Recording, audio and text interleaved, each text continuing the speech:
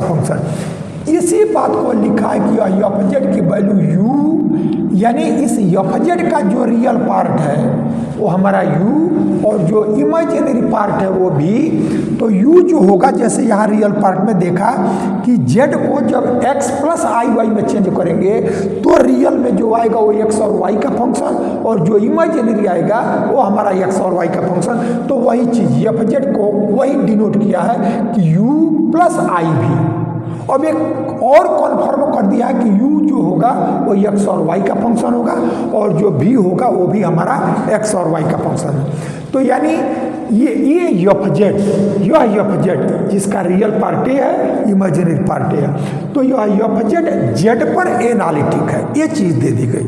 तो जब एनालिटिक है तो अभी एनालिटिक का हम लोगों ने डिफिनीशन देखा कि यदि कोई भी हमारा फंक्शन किसी पॉइंट पर एनालिटिक है तो उसका एक नेबरहुड मिलेगा, जिस नेबरहुड में के प्रत्येक पॉइंट पर वो डिफरेंशिएबल होगा। अब आप देखें कि जब उसके नेबरहुड में वो डिफरेंशिएबल है तो जिस पॉइंट पर एनालिटिक है उस पर भी डिफरेंशिएबल होगा। तो यानी यह एफ जेड जो है वो जेड पर डिफरेंशिएबल है, ठीक है ये। अब यह एफ जेड जेड पर डिफरेंशिएबल है, इससे हमको क्या मिलेगा?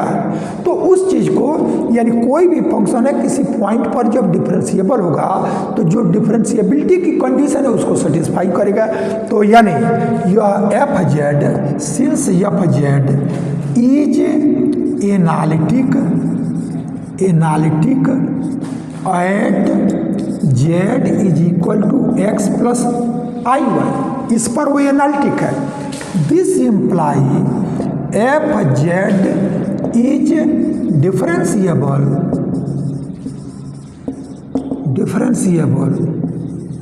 एट जेड, ये जेड पर एनालिटिक है, इसलिए वो एफ जेड जेड के नेबरहुड में ही वो डिफरेंशिएबल होगा। तो जो जेड है उस पर भी वो डिफरेंशिएबल होगा।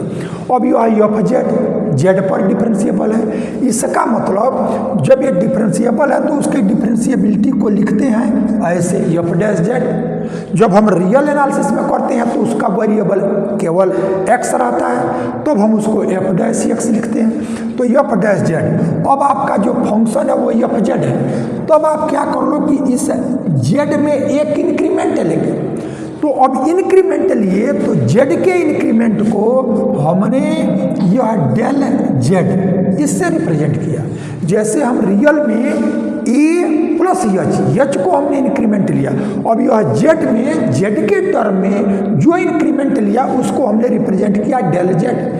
तो अब यह ए प्लस एच ये हो गया इसके फॉर्म, तो माइनस एफ ए, अब यह ए की जगह जेड है तो एफ जेड, और जो इंक्रीमेंट है उसी से हम ए डिवाइड कर देते हैं, और यही हमारा limit del Z tends to 0, ये लिमिट एग्जिस्ट करेगा। अब देखें, हमको जब कोई फंक्शन को देखते हैं कि किसी पॉइंट पर वो डिफरेंशिएबल है कि नहीं, तब हम क्या करते हैं कि यह लिमिट लेते हैं, और इस लिमिट की वैल्यू यदि एग्जिस्ट किया तब तो हम कहेंगे कि ये जो हमारा फंक्शन है वो डिफरेंशिएबल है। लेकिन यहाँ ये हमको चेक नहीं करना है कि ये डिफरेंशिएबल है कि नहीं, क्योंकि ये फंक्शन एनालिटिक है, इसलिए वो जिस पॉइंट पर एनालिटिक है उस पर वो डिफरेंशिएबल भी होगा। तो इस पर ये डिफरेंशिएबल है, इसलिए यह लिमिट डिफिनिटली एग्जिस्ट करेगा। तो अब ये एग्जिस्ट करेगा। अब हम क्या करते हैं कि जो ये फंक्शन की वैल्यू है उसी को हम चेंज कर देंगे एक्स और वाई के टर्म में, एक्स और वाई के टर्म में। तब आप देखें ये जो आपका एफ जेड है, एफ जेड उसको दिया है यू जो एक्स और वाई का फंक्शन है रियल पार्ट, और इमेजिनरी पार्ट है जो एक्स और वाई का फंक्शन है उसको भी से रिप्रेजेंट किया है। तो अब हम क्या करेंगे कि जब इसमें इंक्रीमेंट लेंगे, यानी यह एफ जेड में इंक्रीमेंट यदि डेल जेड लिया तब हमारा इसमें भी इंक्रीमेंट आ जाएगा, यानी यह यू एक्स में डेल एक्स और यह वाई में ये डेल वाई। जैसे हमने जेड के टर्म में है तो इसमें डेल जेड इसके इंक्रीमेंट को लिया तो हमारा यह यू जो एक्स और वाई का फंक्शन है, तो एक्स में इंक्रीमेंट डेल एक्स और वाई में ये वाई प्लस डेल वाई, तो यह तो यू का हुआ। फिर यही वर्क प्लस आई भी एक्स प्लस डेल एक्स और यह वाई प्लस डेल वाई, ये F Z plus del Z की वैल्यू एक्स और वाई के टर्म में हमारा ये हो गया। अब इसकी वैल्यू को यहाँ लिखें, तो जब लिखेंगे तो यह लिमिट यह डेल जेड टेंस टू 0 और इसी की वैल्यू तो यह U X plus del X Y plus del Y, ये हमारा इसकी वैल्यू ये हुआ और प्लस ये इसी का इमेजिनरी प्लस आई भी एक्स प्लस डेल एक्स और यह वाई प्लस डेल वाई, ये हमने लिखा है F Z plus del Z, उसकी वैल्यू एक्स और वाई के टर्म में जो दिया है उसके फॉर्म में, तो ये हमने ये इसकी वैल्यू को लिखा। अब इसमें हम क्या करेंगे कि यह एफ जेड की वैल्यू को फिर लिखेंगे, माइनस करेंगे, तो अब एफ जेड ये जो वैल्यू है वो आपका यही यू जो एक्स और वाई का फंक्शन है और प्लस यह भी, ये भी हमारा एक्स और वाई इसका फंक्शन है, ये आ गया। अब आप इसका डिनोमिनेटर डेल जेड, तो जो हमारा जेड है वो x plus I Y question में ही दिया है, ये जेड की वैल्यू एक्स प्लस वाई है। अब डेल जेड लेंगे तो यह डेल जेड इसकी value del x plus i del Y इस फॉर्म में। तब अब हम क्या करेंगे कि इस डेल जेड की चूंकि टोटल जेड को हमने एक्स और वाई के टर्म में चेंज किया तो डेल जेड को भी हम चेंज करेंगे, तो यह del x plus i del Y ऐसा हमने लिख दिया।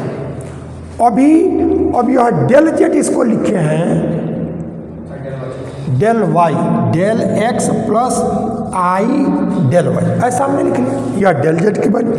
अब इस डेल जेड को भी चेंज करेंगे तो अब आप देखो यहाँ यह डेल जेड की वैल्यू है del x plus i del Y, तो जब यह डेल जेड 0 को टेंड करेगा तो अब ये वैल्यू भी 0 को टेंड करेगा और यह वैल्यू भी 0 को। अब आप देखें इसके पीछे का थोड़ा सा रीजन कि कोई भी दो का समेशन है तो 0 दे, एक तो ये है कि जितना एक प्लस है उतना ही हमारा माइनस हो जाए, लेकिन यहाँ आपका ये रियल पार्ट है और ये आपका इमेजिनरी पार्ट है।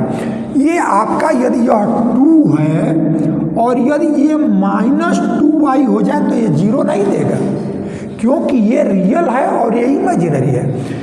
इसलिए ये जितना प्लस है उतना ये माइनस हो जाए तो ये रियल है इमेजिनरी, तब 0 नहीं देगा। ये 0 दे, इसके लिए आवश्यक है कि इसका रियल पार्ट भी 0 और इमेजिनरी पार्ट भी 0, यानी डेल जेड 0 को टेंड करेगा। इट मीन्स यह डेल एक्स यह भी 0 को टेंड करेगा और यह डेल वाई ये भी 0 को टेंड करेगा। तो अभी तक जितना भी ये हम लोगों ने लिखा उस लिखने में सिर्फ इतना वर्क हम लोगों ने किया कि एफ जेड एनालिटिक दिया है तो जेड पर वो एनालिटिक है, इसलिए जेड पर वो डिफरेंशिएबल होगा और डिफरेंशिएबिलिटी की जो डिफिनीशन होती है उसका हमने यूज किया और फिर जो ये वैल्यू एफ जेड को यू और भी के टर्म में दिया है उसमें हमने चेंज कर लिया, क्योंकि जो रिजल्ट लाना है वो हमको जेड के टर्म में नहीं लाना है, वो हमको एक्स और वाई यू और भी के टर्म में लाना है। इसलिए हमने इसकी भी वैल्यू को इसकी भी वैल्यू को टोटल जेड को हमने किस में चेंज किया, एक्स और वाई के टर्म में चेंज कर लिया। ये हमारा एफ डैश जेड इसकी वैल्यू हमको मिल गया। अब आप इसका जो दूसरा स्टेप है उस दूसरे स्टेप को समझने के पहले थोड़ा सा आप जो रियल एनालिसिस है उस रियल एनालिसिस में आप देखेंगे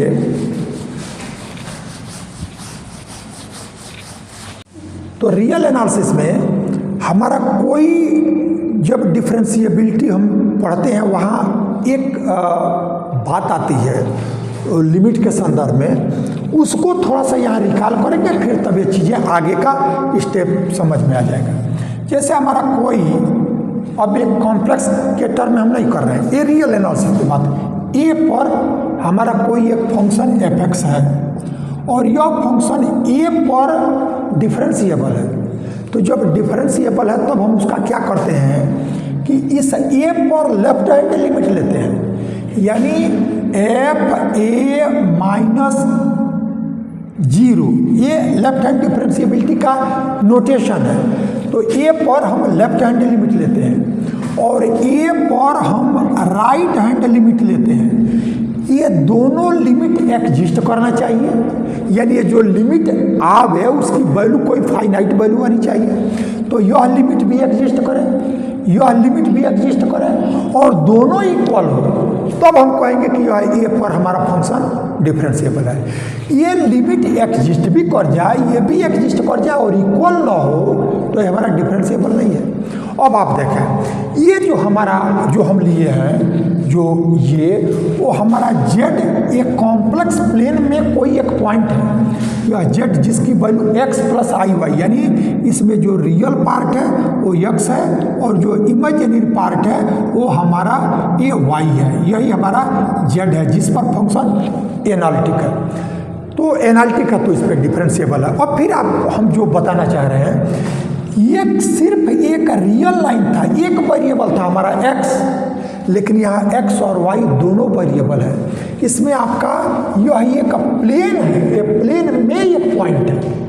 तो अब आप देखेंगे कि इस पर जब यदि कोई फंक्शन हमारा डिफरेंशिएबल है तो उसका मतलब जब केवल एक लाइन में डिफरेंशिएबल था तब तो इस लाइन पर इसका लेफ्ट मिलेगा और राइट मिलेगा, तो लेफ्ट हैंड लिमिट और राइट हैंड लिमिट ये हमने लिया।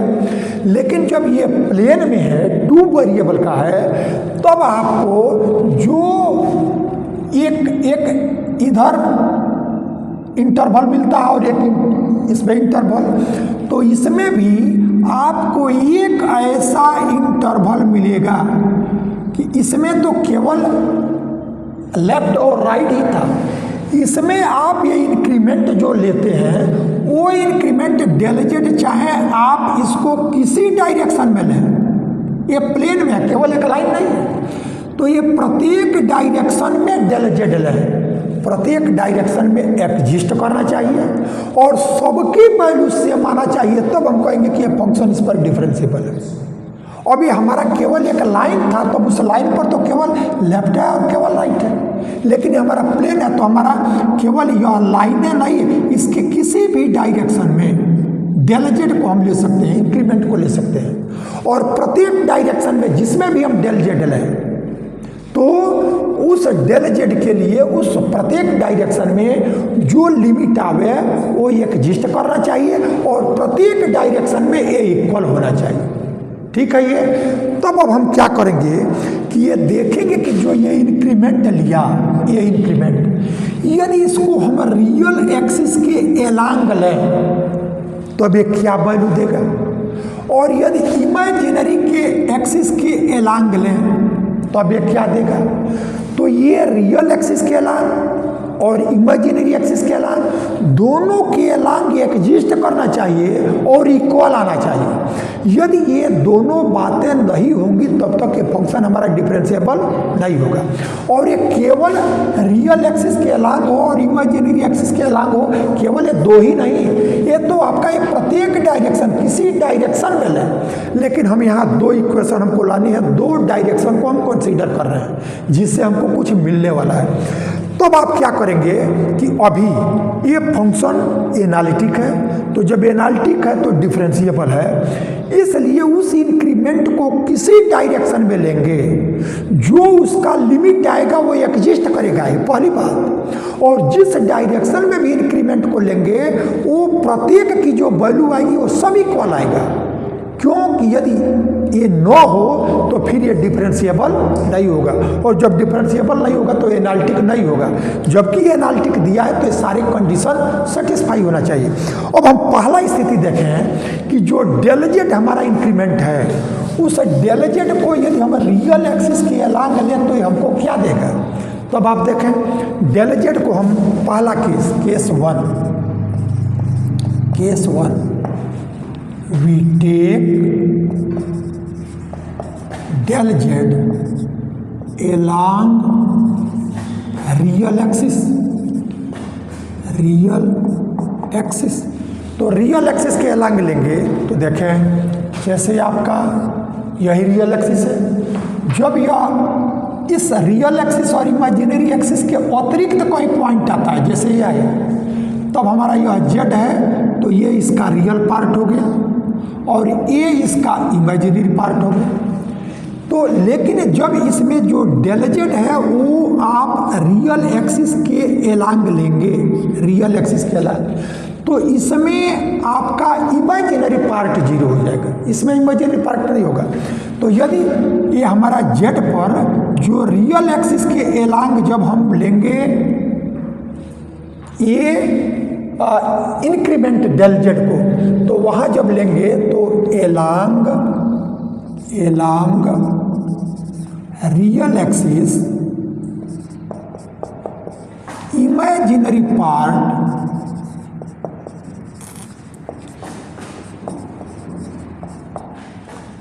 becomes 0। ये 0 हो जाएगा। जब रियल एक्सिस के अलांग लेंगे तो उसमें इमेजिनरी पार्ट नहीं मिलेगा और इमेजिनरी एक्सिस पर लेंगे तो रियल पार्ट हमारा नहीं मिलेगा। तब हम ये देखेंगे ये पॉइंट को हम नहीं ले रहे हैं, जो इंक्रीमेंट है, जैसे अभी ये देखा गया कि यह हमारा जेड है तो यह डेल जेड, ये डेल जेड आप किसी भी डायरेक्शन में लेंगे, प्लेन में है 2 वेरिएबल का है, तो इसको डेल जेड को हमने रियल एक्सिस के अलांग लिया। तो जब यह डेल जेड की वैल्यू तो आपका है डेल जेड का del x plus i del Y del Z की ये वैल्यू है। तब इस डेल जेड को जब हमने इस रियल एक्सिस के अलांग लिया यह डेल जेड, इट मीन्स इस पर आपका इमेजिनरी पार्ट 0 हो गया। तो जब इमेजिनरी पार्ट 0 हो गया तो यह डेल वाई 0। अब इसको यदि आप इस डायरेक्शन में लेंगे तो इसमें आपका ये पार्ट आपका डेल एक्स और यह पार्ट आपका डेल वाई ऐसा होगा। लेकिन इसको रियल एक्सिस के अलांग लिया है तो इसमें इमेजिनरी पार्ट जो होगा वो 0 होगा। तो यहाँ से डेल जेड को जब रियल एक्सिस के अलांग लेंगे तो आपका जो डेल वाई हुआ वो आपका 0 हो गया। तो जब डेल वाई 0 हो गया इसका मतलब जो डेल जेड है वो आपका डेल एक्स इसी के इक्वल हो गया, ये डेल एक्स के इक्वल होगा। तब हमारा जो यह एफ डैश जेड है अब रियल एक्सिस के अलांग लेने पर हमको क्या देगा, यानी इसमें जहाँ जहाँ आपका डेल वाई है उसको 0 कर देंगे। तब आपका यह नाउ इसी को इक्वेशन 1 ले लें हम, यह equation 1। Now equation 1 reduces to अब एफ डैश जेड। अब आप देखें यह डेल वाई 0 हो गया तब केवल यही बचा, यानी यह limit del x tends to 0 और फिर इसमें आपका यह U X plus del X और यह वाई तो रहेगा लेकिन डेल वाई 0, तब यह वाई ऐसा हो गया और प्लस आई। एक काम ये कर सकते हैं कि जो टोटल रियल है उसको एक पास कर लो, तो यहाँ से u X plus del X और इस रियल को माइनस u एक्स वाई, यानी तो इसमें डेल एक्स या डेल वाई है ही नहीं, तो रियल को एक पास कर लिया और फिर इसके बाद से प्लस आई इमेजिनरी पार्ट, तो टोटल इमेजिनरी को एक पास कर लिया आई भी। अब यह x प्लस डेल एक्स और यह y रहेगा, डेल y आपका 0 हो गया और फिर यहाँ से ए आई आप यहाँ बाहर ले लें और ये माइनस VXY ऐसा आ गया। और डिनोमिनेटर में टोटल जो वैल्यू आया वो हमारा डेल वाई 0 हो गया, तो यह डेल एक्स इस फॉर्म में आ गया। तो यानी हमने ये किया कि एफ जेड जो हमारा फंक्शन डिफरेंशिएबल है, तो डिफरेंशिएबिलिटी की डिफिनीशन से हमको ये मिला, उसको एक्स और वाई के टर्म में चेंज किया तो ये आया। क्योंकि ये डिफरेंशिएबल है इसलिए यह लिमिट एग्जिस्ट करेगा। तो जब यह लिमिट एग्जिस्ट करेगा तो जो इसका इंक्रीमेंट है वो किसी भी डायरेक्शन में हम लेंगे प्लेन में, वो प्रत्येक डायरेक्शन में वो जो लिमिट की वैल्यू आएगा वो एग्जिस्ट करेगा और प्रत्येक सेम होगा। क्योंकि यदि आपका रियल एनालिसिस में पढ़ते हो लेफ्ट हैंड लिमिट कुछ और आ जाए और राइट हैंड कुछ लिमिट और आ जाए, इक्वल ना हो तो वो डिफरेंशिएबल नहीं होगा। तब हमने यह रियल एक्सिस के अलग लिया तो हमको ये चीज़ मिली। अब हम क्या कर लेंगे कि इसका रियल पार्ट को अलग और इमेजिनरी पार्ट को अलग, ऐसा हम कर लेंगे।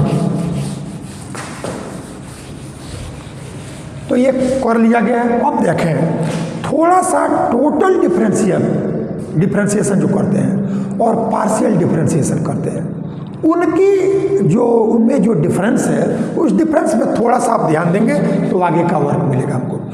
जैसे जब हमारा वेरिएबल एक से अधिक हो जाए, किसी फंक्शन में वेरिएबल एक से अधिक हो जाए और एक कांस्टेंट रहे, एक ही वेरिएबल रहे, तो यदि हमारा डिफरेंशिएशन करें और एक वेरिएबल हो और शेष हमारे कांस्टेंट हो जाए, तो जिसमें वेरिएबल है उसी के रिस्पेक्ट में वो डिफरेंशिएशन जब होगा तो वो पार्शियल डेरिवेटिव होगा।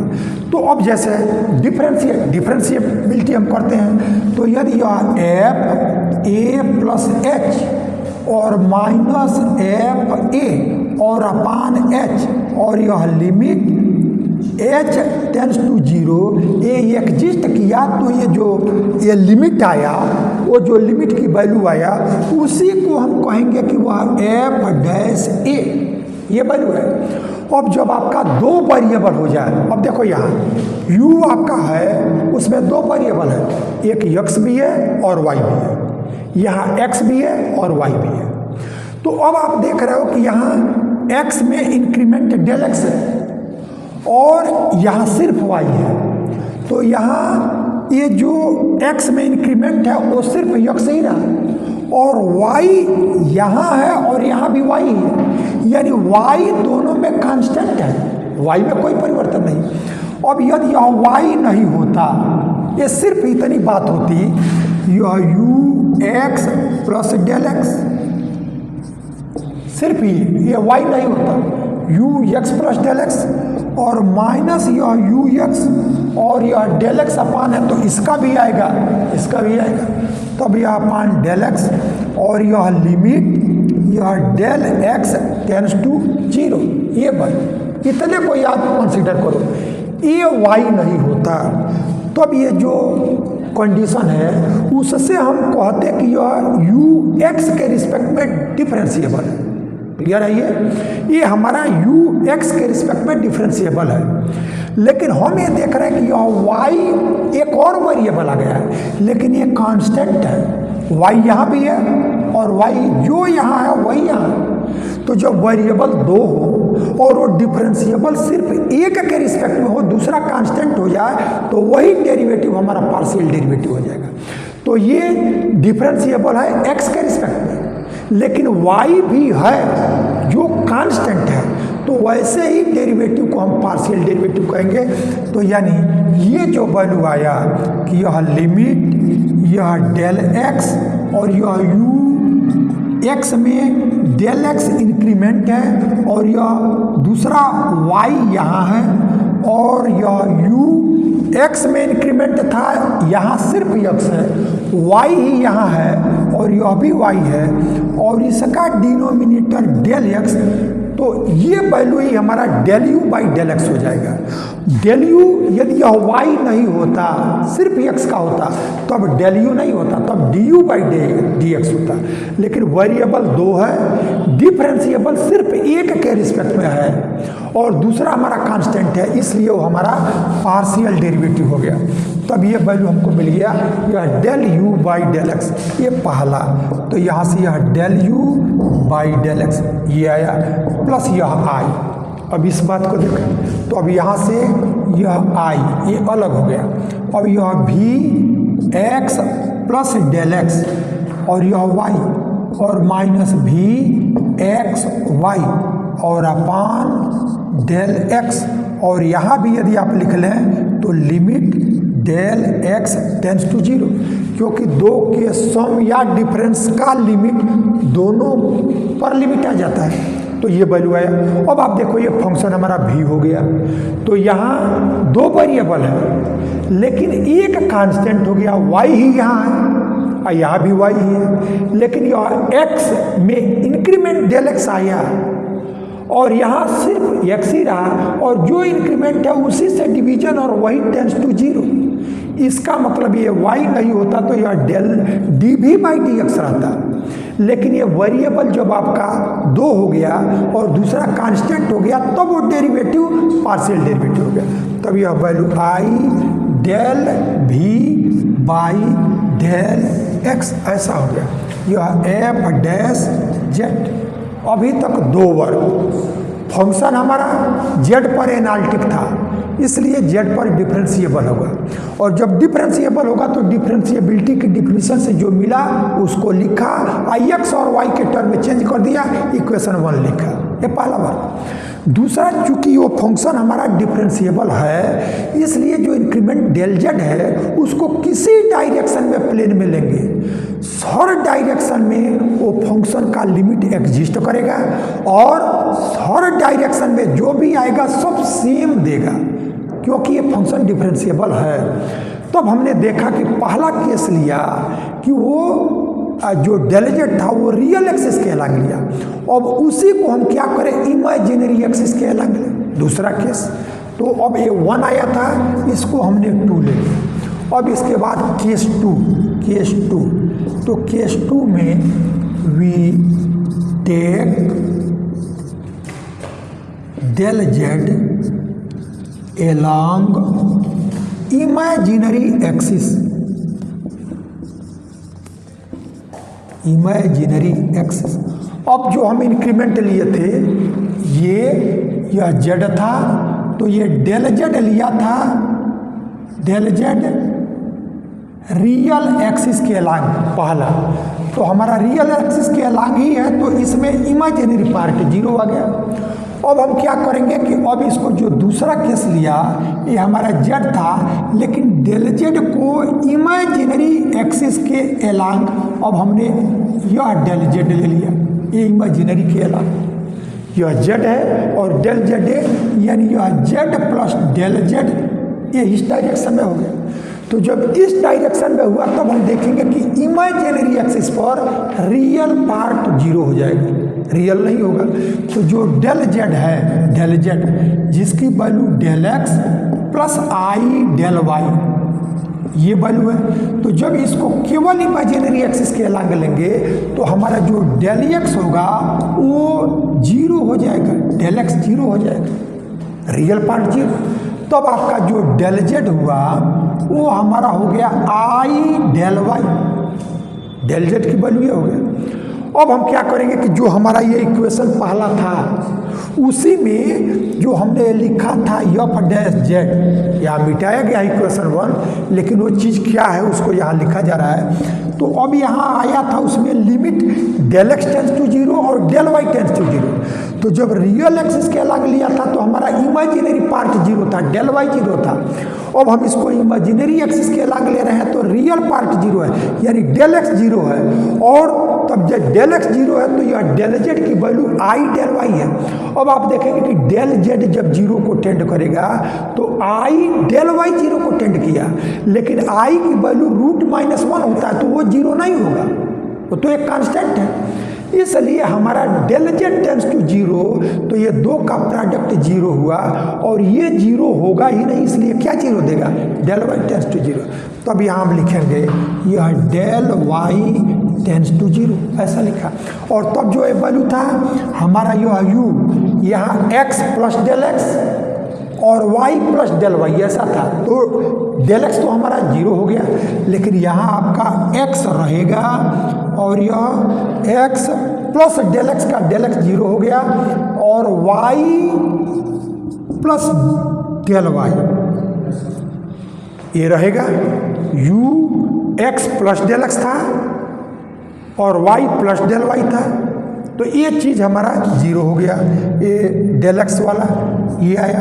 और फिर प्लस आई भी, ये भी हमारा x plus del X y plus del Y, तो यहाँ से x plus del x zero और यहाँ से यह y प्लस डेल वाई ये आपका बचा।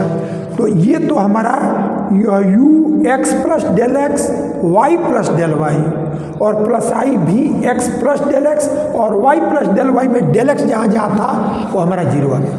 अब माइनस यह u x भी माइनस आई u नहीं, ठीक है, पहला u यह x y और प्लस आई भी x y, ये वैल्यू हमारा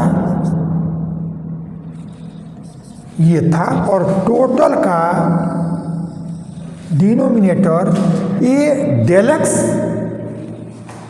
और प्लस आई डेल वाई, तो इसमें आपका जो डेल जेड है तो डेल एक्स जीरो हो गया, आई डेल वाई ये बचेगा, ठीक है। ये तो अभी हम लोगों ने पहला जो इक्वेशन आया था उसी इक्वेशन में जो पहला केस लिया उसमें जहाँ जहाँ रियल एक्सिस के अलग लिया गया था तो डेल वाई जीरो हो गया था, तो उसमें जहाँ जहाँ डेल वाई था उसको जीरो कर दिया और तब जो आया वो हमको ये वैल्यू आया। अब दूसरे केस में अब हम इमेजिनरी एक्सिस के अलग ले रहे हैं तो del x real part zero हो जाएगा और तब यह डेल जेड की वैल्यू आई डेल वाई, क्योंकि del z del x plus i del y है, ये जीरो तो आई डेल वाई हो गया। तब यह डेल जेड जो डिनोमिनेटर में था वो हमारा डेल एक्स जीरो हो गया, आई डेल वाई आया। लेकिन यहाँ लिमिट में del Z tends to zero में del x tends to zero और del Y tends to zero में डेल एक्स जीरो हो गया तो केवल डेल वाई बच गया। अब इसमें क्या कर लो कि रियल को अलग इमेजिनरी को अलग, ऐसा आप कर लें। तब ये आ गया कि यह लिमिट यह del Y tends to zero, तो यह U X Y plus del Y. अब रियल में फिर यह आया माइनस यू एक्स वाई और ये डिनोमिनेटर भी हमने अलग कर लिया आई डेल वाई और फिर इसको अलग करें ये प्लस यह लिमिट यहाँ भी ले लें, limit del Y tends to zero और तब इसका भी आई को बाहर कर लें, आई को बाहर कर लें, भी X Y plus del Y और माइनस भी एक्स वाई और अपान आई डेल वाई, ये बचा हमारा, ठीक है। ये अब आप देखें ये आई आपका कांस्टेंट है, तो जब लिमिट लेते हैं तो कांस्टेंट हमारा लिमिट से बाहर आ जाता है, तो ये 1/i ये तो बाहर हो गया आपका 1/i ये बाहर हो गया। अब देखें यहाँ ये यक्स है, यहाँ भी यक्स है, एक्स में कोई इंक्रीमेंट नहीं है, कांस्टेंट है, जितना यहाँ वही यहाँ, लेकिन वाई में इंक्रीमेंट है और यहाँ वाई यानी इस वाई में ये वाई इंक्रीमेंट आ गया। तो यदि यह यक्स नहीं होता U Y plus del Y और माइनस यू जो वाई का फंक्शन होता और अपान डेल वाई होता और डेल वाई जीरो को टेंड करता तब यह D U by D Y होता, लेकिन यक्स यहाँ है और वो यक्स कांस्टेंट है। तो जो वेरिएबल दो रहे डिफरेंशिएबल सिर्फ एक के रिस्पेक्ट में हो और वेरिएबल कांस्टेंट हो जाए तब वही पार्शियल हो जाता है।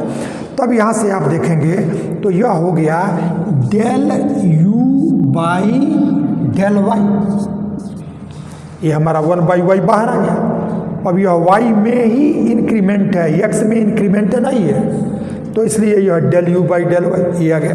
अब यह i और यह i ये कैंसिल हो जाएगा, और तब आपका फिर देखो x कांस्टेंट, ये y में del y इंक्रीमेंट और उसी का डिवीजन है, और वही 0 को टेंड कर रहा है। इसका मतलब यह भी y के रिस्पेक्ट में पार्शियल डेरिवेटिव, x नहीं होता तो टोटल डेरिवेटिव होता। तब ये वैल्यू यहाँ से ai कैंसिल हो चुका है, तो प्लस यह del v अपान del y, ये हमारा f डैश z, इसकी वैल्यू आया, इसकी वैल्यू, इसको हमने 3 कह दिया। अब फंक्शन एनालिटिक है तो डिफरेंशिएबल हो गया, डिफरेंशिएबल हुआ तो उसको हमने x और y के टर्म में चेंज किया, इक्वेशन नंबर 1 हुआ। अब वो डिफरेंशिएबल है तो इंक्रीमेंट को किसी भी डायरेक्शन में प्लेन में लेंगे तो हर डायरेक्शन में लिमिट एग्जिस्ट करेगा और सेम होगा, ये दोनों चीज़ें होंगी, क्योंकि ये डिफरेंशिएबल है। यदि ये कोई 2 डायरेक्शन में ले और वो डिफरेंट हो जाए तो फिर वो डिफरेंशिएबल नहीं होगा। तो इस तरह से अब हमने ये रियल एक्सिस के एलांग लिया तो ये आया, और इमेजिनरी एक्सिस के एलांग लिया तो ये आया। अब आप देखो, चूंकि ये इंक्रीमेंट किसी भी डायरेक्शन में लें तो जो ये वैल्यू आएगा वो एग्जिस्ट करेगा, क्योंकि यदि ये 2 चीज़ें वो डिफरेंशिएबल होगा तो जो लिमिट आया वो एग्जिस्ट करेगा और वो सेम होगा। तो जब यह एग्जिस्ट करेगा इसका मतलब ये पार्शियल डेरिवेटिव और ये पार्शियल डेरिवेटिव एग्जिस्ट करेगा, क्योंकि यदि ये एग्जिस्ट न करे तो फिर इसका लिमिट एग्जिस्ट नहीं किया और तब डिफरेंशिएबल नहीं होगा। तो यानी यह partial del u by del x और del v by del x ये एग्जिस्ट किया, फिर उसी रीजन से del u by del y और del v by del y ये एग्जिस्ट किया। तो जो 4 पार्शियल डेरिवेटिव दिया था कि u का x के रिस्पेक्ट में पार्शियल डेरिवेटिव कि del u by del x, del u by del y, और v का x और y के रिस्पेक्ट में पार्शियल डेरिवेटिव कि del v by del x, del v by del y, ये चारों एग्जिस्ट करेगा। ये तो हम लोगों ने दिखा दिया, हमको 2 पार्ट उसमें करना था। पहला ये चारों एग्जिस्ट करे, और दूसरा कि जो कॉशी-रीमान इक्वेशन है वो हमको मिल जाए। तब उसके बाद से पहला कि ये एग्जिस्ट हुआ तो ये चारों पार्शियल डेरिवेटिव एग्जिस्ट करेगा, तभी ये एग्जिस्ट करेगा। अब दूसरा कि चूंकि रियल एक्सिस के अलांग लिमिट आपका ये है और इमेजिनरी एक्सिस के अलांग ये लिमिट ये है, तो ये दोनों लिमिट सेम होगा। लेफ्ट हैंड लिमिट और राइट हैंड लिमिट एग्जिस्ट भी करना चाहिए, इक्वल भी होना चाहिए, तब हमारा ये इक्वेशन 2 और इक्वेशन 3 ये दोनों इक्वल हो गया। अब देखें यहाँ से ये इक्वेशन 2 से हमारा del u by del x और plus i del v by del x, del v by del x, ये हमारा रियल एक्सिस के अलांग लिया था तो ये आया, ये वैल्यू आया, और इमेजिनरी एक्सिस के अलांग लिए हैं तो यह 1 by I del u by del y, del u by del y और plus del v by del y, del v by del y। ये वैल्यू दोनों ही डायरेक्शन में वैल्यू सेम देगा, तो सेम देगा तो हमने सेम कर लिया। अब आप देखेंगे कि इसको 2 कॉम्प्लेक्स नंबर इक्वल तब होते हैं कि जब रियल रियल के इक्वल हो, इमेजिनरी इमेजिनरी के इक्वल हो। तो ये आई हमारा डिनोमिनेटर में है, इसलिए हम क्या करें कि आई को न्यूमरेटर में ले जाएं। तो जब न्यूमरेटर में ले जाएंगे तो 1 को हम i⁴ ऐसा लिख सकते हैं। तो y से जब डिवाइड करेंगे तो i³ और i³ को i² इंटू आई यानी -i, तो ये वैल्यू हमको मिल गया del u by del x और plus i del v by del x और यहाँ से minus del u by del y और ये i आएगा और plus del v by del y, ये हमको मिल गया। सिर्फ 1 बाई i को हमने ये 1 को i⁴ या दूसरा तरीका है कि i का डिनोमिनेटर न्यूमरेटर में मल्टीप्लाई कर दो, तो ये i आ गया, डिनोमिनेटर में i² की वैल्यू -1 तो हमारा -i आ गया। अब ये कॉम्प्लेक्स नंबर है, तो ये कॉम्प्लेक्स नंबर दोनों इक्वल तब होंगे जब रियल रियल के इक्वल, इमेजिनरी इमेजिनरी के इक्वल। तो इसका रियल है del U by del X और इसका रियल है del V by del Y और इसका imaginary del V by del X और इसका imaginary minus del U by del Y, ऐसा हम लिख सकते हैं। तो जो हमको ये दिखाना था उसमें u को पहले लिखा है, तो इसकी वैल्यू को हम लिख सकते हैं del U by del Y minus del V by del X, minus का दोनों साइड में प्रोडक्ट का, तो ये वैल्यू आ गया। तो हमको दो चीज़ें दिखानी थी कि ये 4 पार्शियल डेरिवेटिव एग्जिस्ट करेगा, तो वो तो लेफ्ट हैंड लिमिट और राइट हैंड लिमिट की जगह यहाँ हमने रियल एक्सिस के अलांग इमेजिनरी एक्सिस के अलांग लिया, तो चूंकि ये डिफरेंशिएबल है इसलिए वो लिमिट एग्जिस्ट करेगा। तो जब लिमिट एग्जिस्ट किया तो ये लिमिट जो हमारा आया इसमें 2 पार्शियल डेरिवेटिव यहाँ आ गया और इसमें 2 पार्शियल यानी 4 पार्शियल डेरिवेटिव एग्जिस्ट कर गया। और फिर ये वैल्यू एग्जिस्ट करे सिर्फ इसी से वो डिफरेंशिएबल नहीं होगा, वो वैल्यू किसी भी डायरेक्शन में प्लेन में ले वो सेम होना चाहिए। तो यानी रियल एक्सिस के अलांग यह आया और इमेजिनरी एक्सिस के अलांग यह आया, तो ये डिफरेंशिएबल होगा, ये चेक करना होता तब इसको इक्वल दिखाना पड़ता, लेकिन डिफरेंशिएबल है इसलिए दोनों इक्वल होगा, तो इसलिए दोनों को इक्वल कर लिया। 2 कॉम्प्लेक्स नंबर हैं तो रियल रियल के इक्वल, इमेजिनरी इमेजिनरी के इक्वल, ऐसा किया। तब हमारा जो कॉशी रीमान इक्वेशन है वो यही है कि del U by del X, यानी यू पहला है तो पहले के रिस्पेक्ट में डेरिवेटिव और भी दूसरा है तो दूसरे के रिस्पेक्ट में डेरिवेटिव, ए इक्वल हुआ तो प्लस के साथ, और जब यह यू फर्स्ट है डेरिवेटिव सेकंड और यह सेकंड है डेरिवेटिव फर्स्ट तब इसके साथ माइनस, यही हमने कॉशी रीमान इक्वेशन को लिया था, तो एक कॉशी रीमान इक्वेशन हमको मिल गया। यानी फाइनली हमने देखा कि यदि कोई भी हमारा फंक्शन किसी पॉइंट पर एनालिटिक है तो हमारा जो 4 partial derivative del U by del X, del U by del Y, del V by del X, del V by del Y, ये एग्जिस्ट करेगा और जो एक कॉशी रीमान इक्वेशन है वो इक्वल होगा, ये सेटिस्फाई होगा, ऐसा हम लोगों ने कर लिया। यही हमारा एक पहला थ्योरम था, तो इस तरह से ये थ्योरम हमारा कंप्लीट हो गया।